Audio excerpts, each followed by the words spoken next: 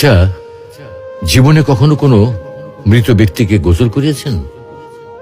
যদি কখনো সুযোগ হয় তাহলে সেই মৃত ব্যক্তিকে গোসল করাবেন। তখন খুব কাছ থেকে দেখবেন মৃত মানুষের দেহটা কতটা অসহায় লাগে, মৃত্যুর পরে মানুষের দেহ কতটা ভয়ের কারণ হয়ে দাঁড়ায়।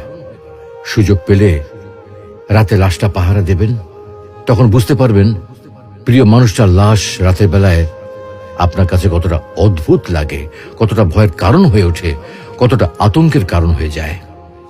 সুযোগ পেলে মৃত ব্যক্তির শরীরে একটু হাত লাগিয়ে কিছুক্ষণ তার স্পর্শ নেবেন। আপনি তখন উপলব্ধির সুযোগ পাবেন এই পৃথিবীতে বিশাল প্রভাব প্রতিপত্তি মৃত্যুর পরে কতটা নির্যাতনের রূপ নেয়।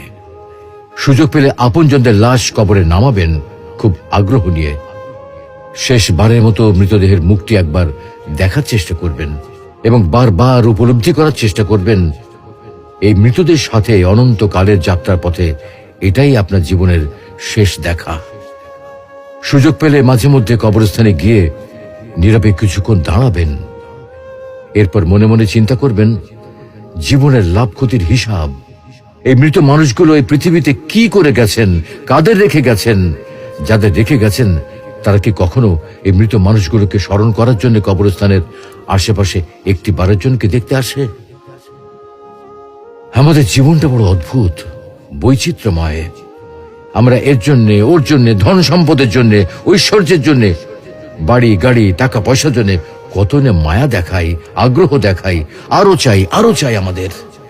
অথচ এই জীবনে আমরা মৃত্যুর কথা না ভেবে, পরকালের জবাবদিহির কথা না ভেবে কিভাবে আরো সম্পদ অর্জন করতে পারি সেই চিন্তায় বিভোর থাকি। হায় রে জীবন, এখনো সময় আছে, ফিরে আসুন মহান রবের দিকে।